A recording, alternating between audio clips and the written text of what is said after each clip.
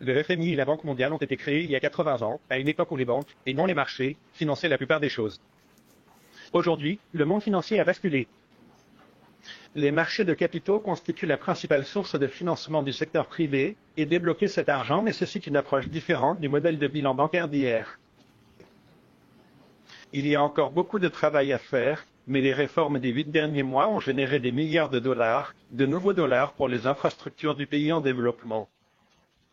C'est ce que vous avez constaté la semaine dernière avec l'annonce de la coalition des investisseurs. BlackRock, GIP, KKR et d'autres grandes entreprises déploieront 25 milliards de dollars dans les économies émergentes d'Asie. D'une certaine manière, il s'agit d'un contrepoint indo-pacifique au plan italien MAT, qui contribue à la croissance des économies africaines, et c'est important. Chaque pays du monde a besoin d'une stratégie de croissance. Mais si je pouvais transmettre un message important aujourd'hui, ce serait que les pays qui ont le plus besoin de croissance à l'heure actuelle ne sont pas seulement les économies émergentes. Les grandes puissances économiques, dont le G7, figurent en effet sur la liste et ont besoin de croissance pour aller de l'avant. Nous sommes tous confrontés à un dilemme de croissance. Que nous le résolvions ou non, il s'agit d'un tournant économique important pour nos pays. Aujourd'hui, la dette moyenne du G7 par rapport au PIB est de 129 129%. Peu importe combien nous taxons, combien nous réduisons cette dette, cela ne suffira pas. La seule façon de réaliser cet avenir de croissance est de véritablement en sortir. Mais la croissance devient de plus en plus importante car nous devons nous concentrer sur notre santé budgétaire. Cela devient également beaucoup plus difficile à réaliser. D'ici 25 ans, la plupart des pays du G7 connaîtront une baisse démographique. La population en âge de travailler diminuera. Le plafond de la croissance sera de plus en plus bas. C'est pourquoi la construction de nouvelles infrastructures est essentielle, notamment par le biais de partenariats publics-privés. Les investissements dans les infrastructures constituent un contrepoids aux économies à forte dette et à faible croissance. Pour ceux qui ne le savent pas, c'était Larry Fink, le PDG de BlackRock. Alors il dit, peu importe combien nous taxons, combien nous réduisons la dette, cela ne suffira pas. C'est pourquoi la construction de nouvelles infrastructures est essentielle. En gros, ils vous disent littéralement que c'est fini sans vous le dire. Et XRP renaîtra de ses cendres de l'ancien système. Moi, je vois ça comme ça. Et je me dis, pourquoi pas en parler sur ma chaîne? C'était durant le G7 dans les derniers jours. Et on peut voir qu'on a vu plusieurs personnes importantes. Justin Trudeau, drôle de réaction qu'on a vu quand il a mentionné la fameuse 129 000% là. Aujourd'hui, la dette moyenne du G7 par rapport au PIB est Dette moyenne du de G7. 129 129%. 129 000, 129 OK. 129 000%, regardez, c'est son expression faciale. Peu importe combien nous taxons. En tout cas, moi, j'espère qu'il va sortir en passant. Là. Je le veux plus comme premier ministre. C'est une vraie joke. On dirait que plus je le vois, plus je vois qu'il est plus à sa place. Alright, alors, pour ceux qui ne connaissent pas Cryptoly, j'espère que vous allez bien. Aujourd'hui, une autre vidéo sur XRP. Et attendez-vous à d'excellentes nouvelles encore une fois. Prix du XRP, 50 centimes. Ne vous laissez pas décourager par le peu d'actions qu'on a. Quelle communauté XRP, on est fort, on est une armée et on passe à travers. Puis c'est pas une journée de plus qui va faire une différence. Nous, on est long terme. Que vous possédiez ou pas d'autres cryptos, on est long terme et cela ne nous affecte pas. Vous devez être fort et vous devez faire face à la situation. Quand on va gagner avec la SEC, là, on va commencer à parler. Okay, là, les choses vont avancer. Quand le stablecoin va être en marche, le RLUSD, le Real USD, là, on va commencer à parler de prix qui va augmenter. Okay? Il y a beaucoup encore de choses qui s'en viennent. La tokenisation qui s'en vient sur les marchés, c'est un marché énormément gros, énormément d'argent qui va rentrer. Tout va être tokenisé.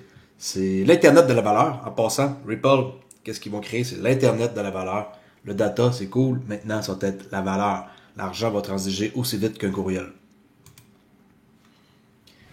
Puis peut-être qu'il y en a qui ne le savent pas, mais XRP, je vais vous le répéter, n'est pas une sécurité aux États-Unis depuis le 13 juillet 2023. Qu'en est-il d'Ethereum? XRP aux États-Unis est l'une des rares choses dont nous pouvons dire qu'il n'est certainement pas une sécurité. Ça, c'est Brad Gallagher qui a dit ça. Et il continue en disant, avec Ethereum, je ne sais pas comment cela va se dérouler. Les États-Unis étiquetteront-ils Ethereum comme une sécurité après l'adoption de la réglementation en 2025? Regardez qu'est-ce qu'il dit. I think it's strange to me that XRP is in such a unique position and that the market hasn't kind of rewarded that. XRP in the US is one of the few things we can... Recommencer. I think it's strange to me that XRP is in such a unique position and that the market hasn't kind of rewarded that. XRP in the US is one of the few things we can say definitively is not a security. With ETH, I don't know how that's going to play out. I think... C'est pas qu'est-ce qui va se passer, Keith.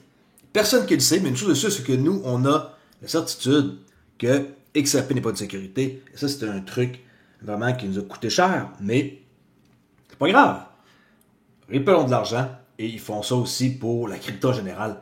Ils sont pas comme juste là pour gagner leur cause et que c'est eux qui vont en bénéficier. Tout l'écosystème au complet va en bénéficier.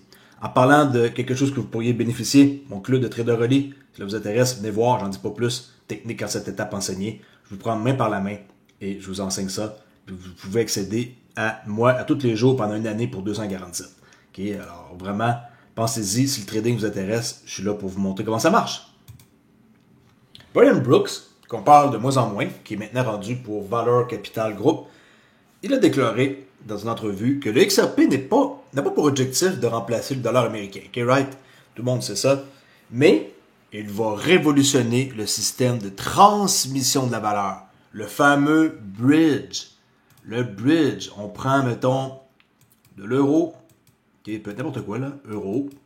Et là, on a XRP ici qui est un bridge. Et on veut changer ça en yen. Okay? C'est un exemple. XRP est un bridge et il va pouvoir bridger n'importe quoi. Là, on parle de devises. Mais ça peut être n'importe quoi. On peut transiger qu'est-ce qu'on veut. Pas juste quelque chose qui est sous forme de valeur monétaire. Ça peut être autre chose qu'une devise qui est. Là, c'est un exemple qui est simple. Mais n'importe quoi peut transiger. Et ça peut être un NFT. Ça peut être n'importe quoi. Un morceau d'immobilier. Ça peut être n'importe quoi qui existe, qui a une valeur. Okay? Là, c'est un exemple avec une devise, mais n'importe quoi. Fait que XRP, son rôle, il est là. En plus de servir de d'autres choses. Son rôle principal, n'oubliez jamais que c'est un bridge. Et pour ceux qui sont souvent mélangés ou qui ne savent pas grand-chose sur la compagnie, vous avez juste besoin d'aller voir ici et ça fait 3 affaires XRP. Okay? Cross-border paiement, la liquidité et les CBDC. Je ne pas traduit, mais vous avez compris le message. Okay. Paiement pour faire des paiements transfrontaliers. Liquidité cryptographique. CBDC. Ça, c'est les 3 innovations que Ripple se donne comme objectif. Mais à travers ça, on a d'autres choses. Ça, c'est juste comme 3 piliers de la business chez Ripple. On a beaucoup d'autres choses. Et les clients qui sont ici, ça, c'est juste un exemple.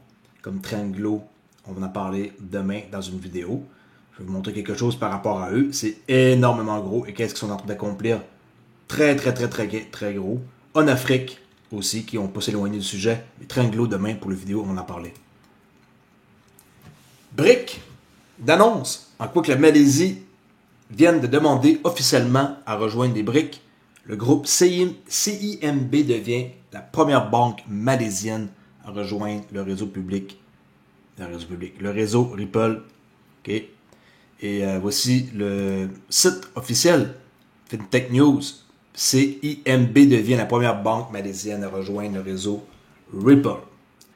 Maintenant, BRIC viennent d'annoncer 2 nouveaux pays qui ont l'intention de rejoindre l'Alliance. Et c'est qui les pays? Ça va être la Malaisie et la Thaïlande. Okay? Qui ont manifesté leur intérêt et qui ont élaboré des plans pour rejoindre BRIC. Qu'on est rendu à combien dans BRIC? Une dizaine. 9 pays, OK? L'année dernière, je vous rappelle, en janvier 2024, début de l'année plutôt pour l'année dernière, ben, ils ont ajouté les Émirats arabes unis, l'Égypte, l'Éthiopie et l'Iran dans le cadre de son expansion qui a lieu depuis quand même plusieurs années. Puis, ben là, ça grossit, puis ils sont en train de prendre toute qu'une part et de construire leur infrastructure. Vous allez voir que c'est loin d'être fini. Je vais vous montrer une vidéo aussi de Poutine qui nous parle de l'infrastructure transfrontalière qu'il est en train de construire. Alright, je fais une vidéo courte. J'essaie de tenir ça tout le temps en bas de 12 minutes. J'espère que vous avez apprécié mes nouvelles vidéos avec mon nouveau format, on pourrait dire. Si vous êtes toujours intéressé à en apprendre plus, j'ai 2 Discord. Puis les liens sont tous ici sur qu'est-ce que j'ai à offrir, gratuit ou payant. Là, il y a un club de traders, formation de crypto payante ou gratuite, des clés biométriques Descent pour mettre votre crypto en sécurité ici avec votre pouce. Empreinte biométrique, je suis associé avec eux depuis 3 ans et j'ai rien à dire, tout fonctionne et j'ai jamais été dessus et aucune plainte. Alright, je reste là-dessus et on se revoit pour une prochaine vidéo. Ciao la gang!